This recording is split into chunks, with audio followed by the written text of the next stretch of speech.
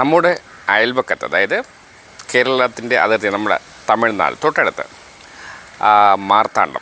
മാർത്താണ്ഡത്തെ city കാര്യങ്ങളൊക്കെ ഒരുപക്ഷെ എല്ലാവർക്കും അറിയാമായിരിക്കും. ഇതിനു മുന്നേ സിറ്റിയെക്കുറിച്ചൊക്കെ ഞാൻ പരാമർശിച്ചിട്ടുണ്ട്, അതിൻ്റെ വീഡിയോ ഒക്കെ ചെയ്തിട്ടുണ്ട്, വ്ളോഗ് ചെയ്തിട്ടുണ്ട്.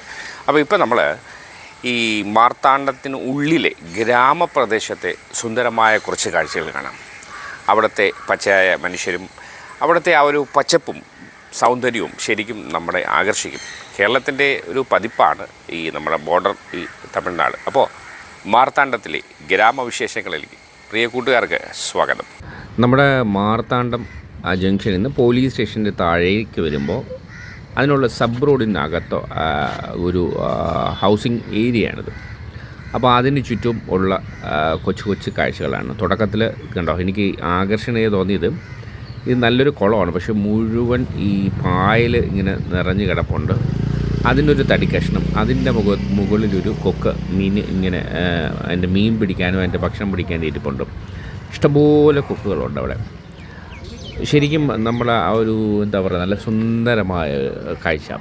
പിന്നെ ആ ഗ്രാമീണ ജീവിതം, പിന്നെ ചുറ്റുവട്ടത്തെ ആൾക്കാരുടെ അയൽവക്കം അവരുടെയൊക്കെ ആ ഒരു ജീവിത രീതി ശരിക്കും ഒരു നാട്ടിൻപുറത്തിൻ്റെ ശുദ്ധ സംസ്കാരമാണ്. പക്ഷേ ഈ നാട്ടിൻപുറം എന്ന് പറയുമ്പോൾ അവരാരും ഈ ദരിദ്രവാസികളല്ല, നല്ല അധ്വാനിക്കുന്നവരും നല്ല വീടൊക്കെ ശരിക്കും പറഞ്ഞാൽ നല്ല ഡബിൾ സ്റ്റോറീഡ് വീടൊക്കെയാണ്.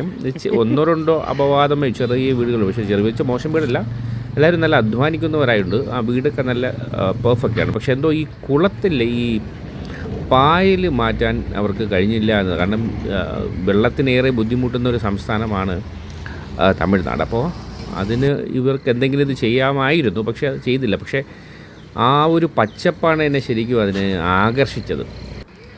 അപ്പോൾ ആ ഒരു കിണറിൻ്റെ ചുറ്റും ശരിക്കും ആ പഴയ ആ രീതിയിൽ കിണറിൻ്റെ ചുറ്റും ഇരുന്ന് കാരണവന്മാർ വാചോടിക്കുന്നു.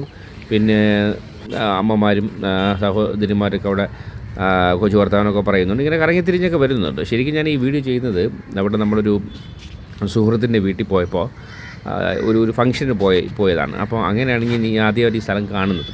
കാരണം നമ്മൾ എപ്പോഴും മാർത്താണ്ഡം എന്ന് പറഞ്ഞ് ഈ ശരിക്കും പറഞ്ഞാൽ എന്താ പറയുക, ഈ ആ ഒരു ബസ് സ്റ്റാൻഡ്, അതിൻ്റെ ചുറ്റത്തെ ബൈപ്പാസ്, പിന്നെ ആ ഒരു സിറ്റി പോലത്തെ ആ തിരക്കുള്ള പ്രദേശങ്ങളല്ലേ കണ്ടിട്ടുള്ളൂ. അപ്പോൾ ഉള്ളിൽ കുറച്ച് ഇത്രയും ഭംഗി ഒട്ടും പ്രതീക്ഷിച്ചില്ല.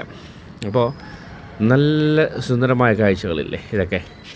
അപ്പോൾ ഇങ്ങനെയും തമിഴ്നാട്ടിലെ സ്ഥലങ്ങളുണ്ട്. തമിഴ്നാട് എന്ന് പറയുന്നത് തീരെ മോശം സ്ഥലമല്ല കേട്ടോ. നമ്മൾ ഇപ്പം കേരളത്തിനെ വെല്ലുന്ന തരത്തിലുള്ള ഡെവലപ്മെൻറ്റ്സ് തമിഴ്നാട്ടിൽ നടക്കുന്നുണ്ട്.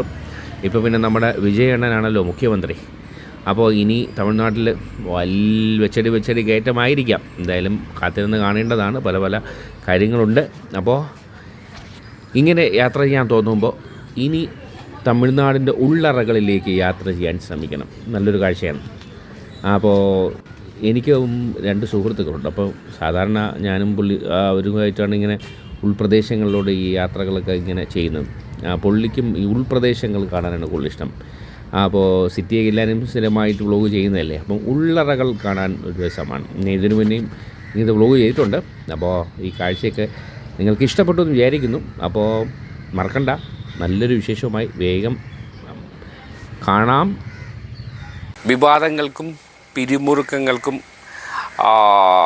ഈ പ്രശ്നങ്ങളുടെ ഇടയിലുമൊക്കെ നമ്മൾ ആകെപ്പാടെ ഇങ്ങനെ ഒരു എന്താ പറയുക, ഒരു വല്ലാത്ത അവസ്ഥയിലായിരിക്കുന്ന സമയത്ത് ഇത്തരം കൊച്ചു പച്ചയായ ജീവിതങ്ങൾ, പ്രകൃതിയുടെ സൗന്ദര്യം, നിഷ്കളങ്കത നിറഞ്ഞ ആ ഒരു ഗ്രാമീണ ഭംഗിയെ കാണുമ്പോൾ നമുക്ക് മനസ്സിനൊരു ആശ്വാസം കിട്ടുന്നില്ലേ. അപ്പോൾ ഇതുപോലെ ഇനിയും നല്ല നല്ല വീഡിയോയുമായി കാണാം. സഹകരിക്കുക. അപ്പോൾ നല്ലൊരു ദിവസം ആശംസിക്കുന്നു. Good luck.